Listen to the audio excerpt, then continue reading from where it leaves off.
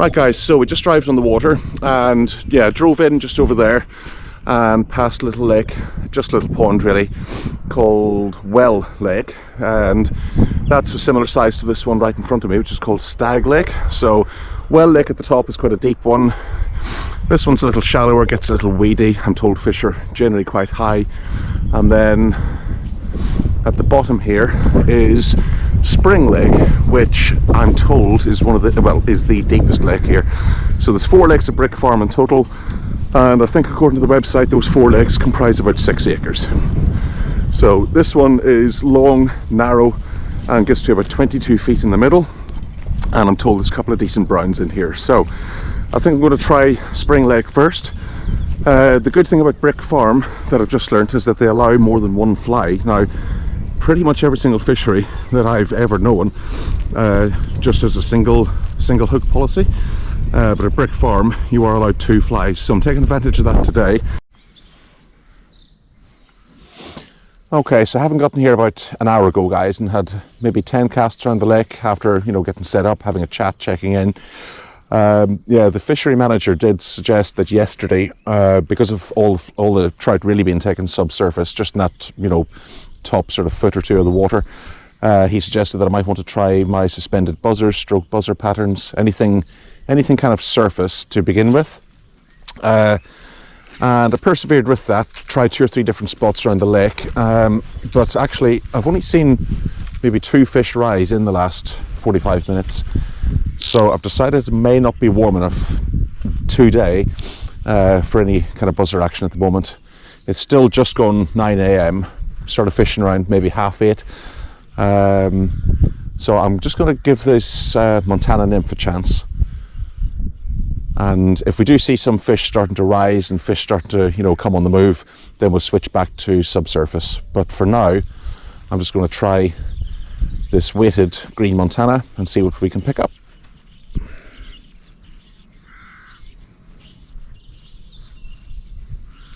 Also, this lake is, I'm told, around 22 feet in the middle here. So, you know, this lake shelves down quite steeply in the middle. And so obviously if I'm not seeing any trout subsurface, I'm thinking, okay, there's quite a lot of depth where those fish could be. So just fishing an intermediate line, and we're just peeling back this Montana and seeing how we get on.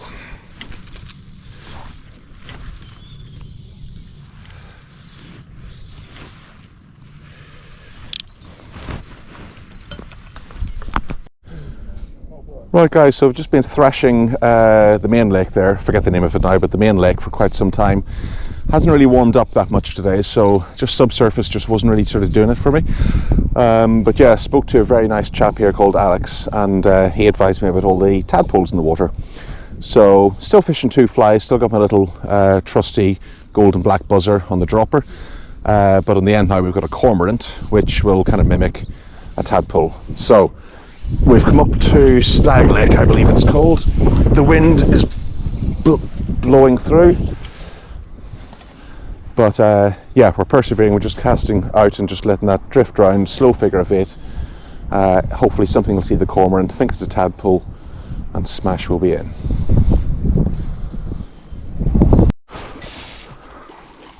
Just have to keep it on now, Chad. Straight on, yeah, straight in.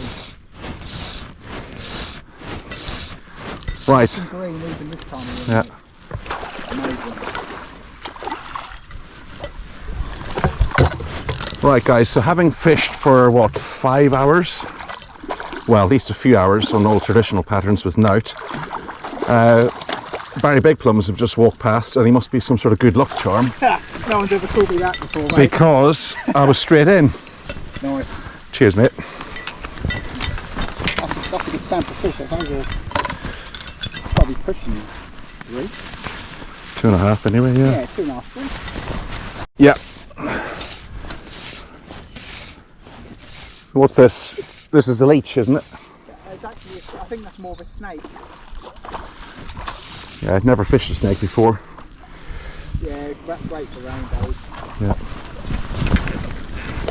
I think the lesson today is just because I want to be a purist and fish naturals, sometimes you just have to try and get that aggression going from the fish, you know? Especially the weather warms up. Yeah. if you fish here July and August, sometimes all you have is the fish's aggression. That's right. You won't take anything. That's right.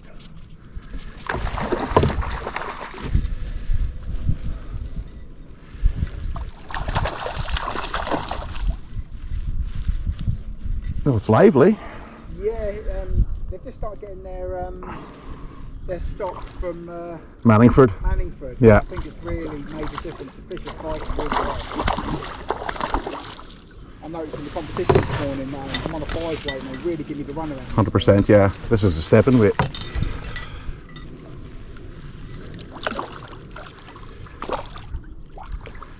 Yeah, I was saying to Alex, if I had one of those big browns from Manningford on the other end, it would literally frazzle me. I just couldn't cope. And there's nothing wrong with following a fish either. Rather than trying to, if it's a big fish, you can follow it, you can let it run, just don't rush it. There's nothing wrong with walking with a fish. If you can't stop it, there's nothing wrong with moving along with it. If it gets in weeds, sometimes you can let the line go slack if you've got a barb. If you're really tangled in weeds, then swim out. Yeah. There's loads of tricks. That's a nice fish. Right, fish number 2. Fish number 2 in what, 15 minutes? Yeah, change of experience for me today. So got here, started fishing around 8:30. 3 hours later, literally persevering with subsurface buzzers, suspended buzzers, normal buzzers, cormorant, you know, just tadpole, natural type stuff. Literally, probably persevered with that for 3 or 4 hours and absolutely nothing. The only trouble then is that you get to that point in the day where it's around midday, lunchtime, and the trout tend to switch off a little bit. Because of most fisheries, the trout tend to be triggered to feed at first light and last light. So I was lucky enough to be standing beside a chap called Gary who had 4 or 5 trout in very quick succession on what's called a streamer or a leech type pattern. And I'd never fished something like that before because I tend to try and, you know, just stick to my naturals, matching the hatch, etc., as I'm sure you guys know by now. But he was kind enough to give me one of these lures, and just been down here at Spring Lake, and within 15 minutes I've had 2 trout, and there's a lesson there. Had I remained dogmatic and maybe a little bit kind of snobbish with my matching the hatch type approach, I would have probably ended today with nothing, just a blank. And I've been thinking about the whole sort of lure thing around this lunchtime period, and at the end of the day, trout feed for 3 reasons. Number 1, because they're hungry. Number 2, because they're curious. And number 3, because they are defending their territory and they're exhibiting aggression. And once the trout switch off feeding around this sort of lunchtime hour, all you've really got to rely on then is triggering aggression. And that's where these big, bold lures can come in. And that's been proven, really. Not only by Gary, but also by myself now in the last 15 minutes. So we've got 2 fish left on our 4 fish ticket. Hopefully we can get another couple, and then we'll do a review. Right, we're going to finish our session here on Well Lake, which is the first lake you'll see when you drive down here when you arrive. And we're fishing sinking line. Lots and lots of tadpoles swimming past. Yeah, sinking line, usual 10 to 12 foot fluorocarbon leader in 4 pound. And we have what I can only describe as a hothead black lure on the end with little bits of flash going through it. Yes, fish on. Fish on, guys. Oh, it's a decent lump as well. Not a bad chunk. All it has to do now is stay on.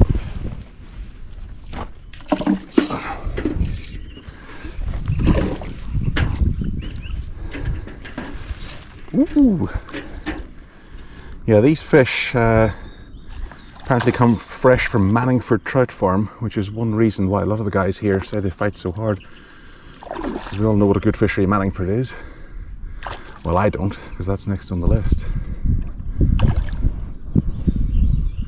Yeah, there's no point in it would appear with these fish there really is no point in trying to bully them, even though I could. I think you just stand more chance of ripping the hook out. That's a decent old chunk, decent tail.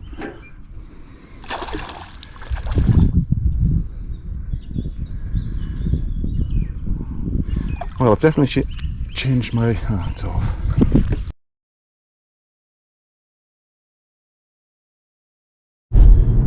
Right, everyone, so that's the experience at Brick Farm Trout Fishery over, and I want to break this review up into two parts. I want to review the fishing, just purely briefly for your own interest, and I also want to give you a review of the fishery itself. Now, part one, the fishing.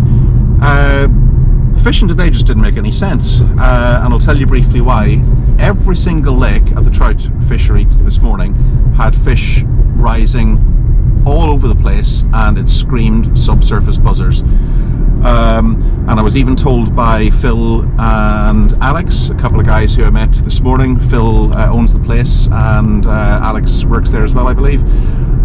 Yeah, both guys said that most fish at the moment are being caught within about a foot or 2 feet subsurface. So anyway, close to the top. So I thought, brilliant, I can see the fish, the advice makes sense, I'll stick on a suspender buzzer. Nothing. Flogged that for about an hour or two, stuck on some normal buzzers, flogged that. Literally fished buzzers at various depths, either subsurface, surface, a foot down, 2 feet down, let them drift in the wind, everything you're supposed to do with buzzers, and nothing, not even one sniff. And then upon moving to Well Lake, one of the local anglers, or one of the regulars there, called Gary, he rocked up beside me with a lure on called a snake, sort of like green black hothead, sort of Larry, sort of 2 or 3, well, probably 3 inches long, and bang, bang, bang. I think he had 5 fish in less than an hour. And so me being me, and extremely reluctant to come off natural patterns, I just thought, well, look, at the end of the day, I've paid for a 4-fish ticket, and I need to leave here with something. So he was kind enough to give me a copy of his pattern, and yeah, I had a couple of trout within 15-20 minutes. I also lost a couple of trout. So yeah, I think I went over the summary of lures versus natural versus trout feeding time of days in the video, so I don't want to repeat myself. But yeah, the fishing just didn't make any sense today at all. Everything screamed naturals, and in the end caught on lures. So there you go. In terms of the fishery itself, I can't really say anything bad about the place. So there's 4 lakes, and I think they total about 6 acres. And they're all, you know, very, very, very well kept. Top Lake, Well Lake, has got lots and lots of tree features around the edge, lots of natural insect life. It's very deep, it's quite clear as well on certain days, I believe, so stalking's probably possible there. And then, you know, then you got your other sort of Spring Lake, which is a long, narrow lake, and it gets up to about 20 feet depth in places. Some decent browns in there.